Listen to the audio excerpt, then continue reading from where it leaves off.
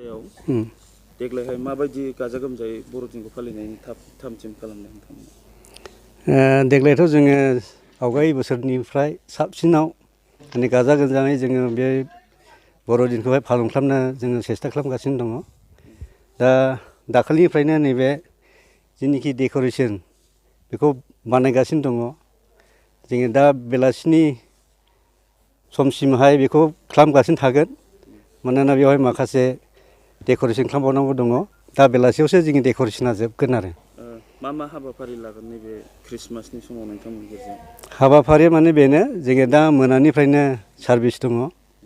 दा मोनायावहाय खेबसे सार्भिस आरो गाबोन अखानाय सानजौफुआव आरोबाव बेलासियाव बेबायदिनो आरो अखानायैबो जोङो सार्भिसा थागोन। मथा मथि खनब्रै सार्भिस जागोन आरो सानबैसे सोलिगोन बे हाबाफारिखौ?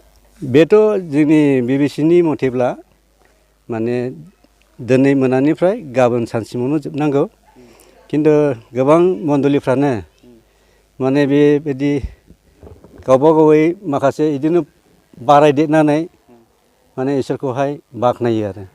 बेबायदिनो मा होनो प्रग्रामखौहाय आरो बारायनानैहाय बेबायदिनो 6 बारखौलाय बेबायदि इसोरखौ गौरब खालामनायनि सेसनखौ लायो। नोंथांमोननि नैबे गिर्जाया बुंनो थाङोबा बिबिसिनि आन्दाराव मोनसे फुराना गिर्जा। औ फुराना गिर्जा। नाथाय दैया खाथिनिफ्राय खाथि फैगासिनो। औ। दा थांनाय बोसोराव माबायदि आसा मा सम्भाबना? थांनाय बोसोरनिफ्राय जोङो जेनोखि जोंनि खाथियाव आइ दै दङ। बे आइ दैया जोंनि न'खर आरो जोंनि हा हुफोरखौ खुरख्लाबगासिनो दङ। थांनाय बोसोरावहाय न'खरथामसिमा न' बां खुरखा जानानै बिसोरो गुबुनावहाय बेबायदिनो थानो गोनां जादों। सिमोननि समावहाय माने जोंनि बिटिसिनि माखासे लिडारफ्रा फैना नायफैदोंमोन। जेरै सार चन्दन ब्रह्म आरो बेबायदिनो जोंनि डिसि एसडिसि बेबायदिनो गोबां माने सरकारनि डिपार्टमेन्टनि लिडारफ्रा फैनानैहाय नायफैदों। बेनिफ्राय बेखौ प्रटेक्ट खालामनो थाखाय जोंनो आसाथि होलांदोंमोन। माने जोङो खोनानानै जोबोद रंजादोंमोन। माने 5 कौटि बेनि प्रटेक्टनि थाखाय खालामनाय जागोन होननानै जोङो बे बिसयआव गोबां रंजानायजों आसा थिना दंमोन। नाथाय दुखुनि बाथ्रा माने बे खामानिखौ मावफुंजोबनो हायाखिसै। बेयो सरकारनि बाथ्रा जों मा बुंबावनो। ओमफ्राय जोङो देग्लायबो आरोबाव बेखौ प्रटेक्ट खालामनायनि बिसय जों खोनानो मोनदों 2.5 कौटि सेंसन जाबाय होननानै। दा मा रोखोम बियो मावनाय जागोन जों बेखौ दा मिथिया। आंनि साननाय बादिब्ला बे 2.5 कौटिया बे दैखौ प्रटेक्ट खालामनायनि जेबो गोहो थानाय नङा। खारन 10-11 बोसोरनि सिगां मोनसे डिफ्लेक्टर बे जोंनि साइडजोंहाय बान्दो होथेनाय जादोंमोन। बेखौहाय माने बे दैया 2 बोसोरनि गेजेरावनो साफा खालामजोबदों। खुनु प्रटेक्ट खालामनो हायाखै। बेनिखायनो जोङो सानो आरो बे 2.5 कौटियाथ' जेबो जाखानाय नङा।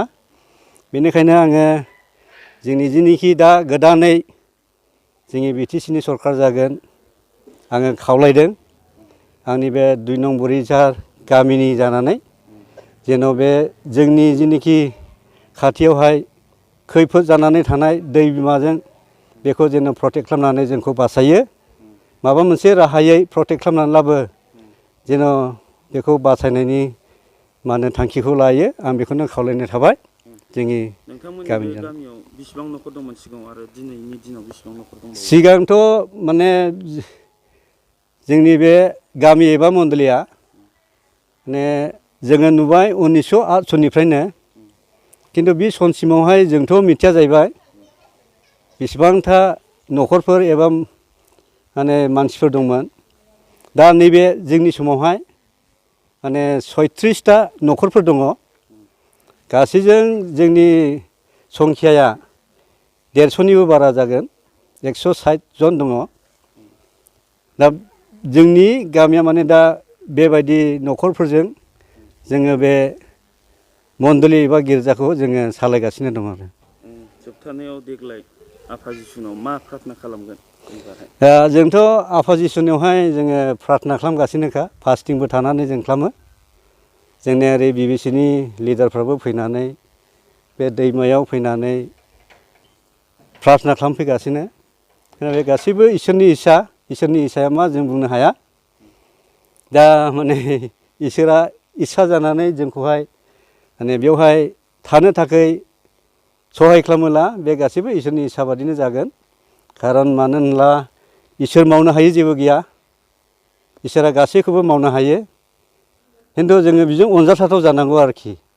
अनजाथावा बेनो जोङो बिनि बोसोनफोरखौ मानिनानै बेजों अनजाथाव जोङो बेबायदि न'खर एबा बेक्ति जानो हानांगौ।